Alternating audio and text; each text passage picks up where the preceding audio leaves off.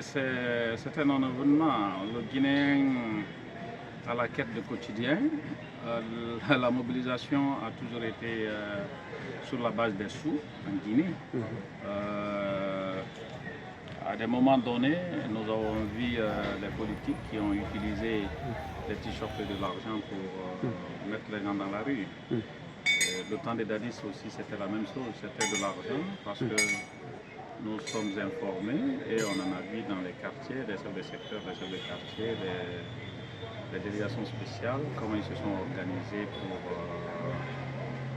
pour recruter des gens et louer les bus de transport pour mobiliser les gens. Mais est-ce que ça doit nous désorienter de l'essentiel? C'est la question qu'il faut se poser. Ce n'est pas le fait qu'il a été accueilli. Je sais pas, il y a des présidents démocratiquement élus qui étaient aussi dans le même sommet que lui. Ils sont rentrés chez eux sans bruit. Sans bruit. 19% des jeunes, parce que des fonctionnaires ont été réquisitionnés d'être là. Les départements ont passé des messages pour mobiliser les travailleurs, les fonctionnaires, d'être sur le lieu.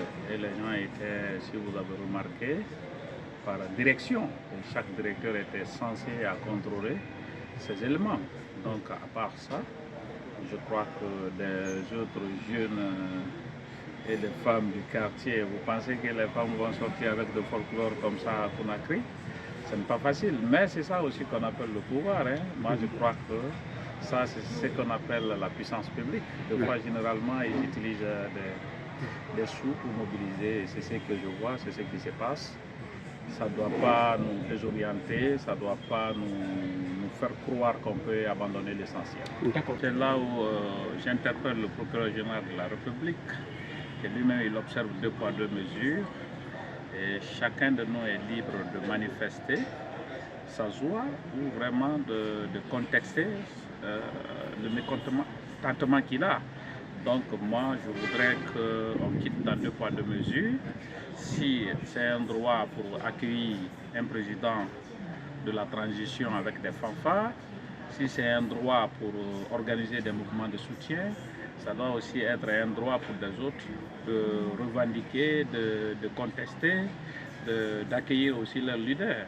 Moi, je pense qu'il faut arrêter 2 poids 2 mesures. La communauté internationale est témoin de ce qui se passe alors. Le procureur général, le maître de poursuite, il est déjà témoin de ce qui se passe. Je crois qu'ils ne pourront pas aussi empêcher les autres d'organiser des manifestations, des mouvements de soutien. Et je ne pense pas, si vraiment nous sommes conscients de ce qui se passe, je ne crois pas que si le procureur général peut vraiment écrire encore pour intimider ou pour influencer. Je ne pense pas.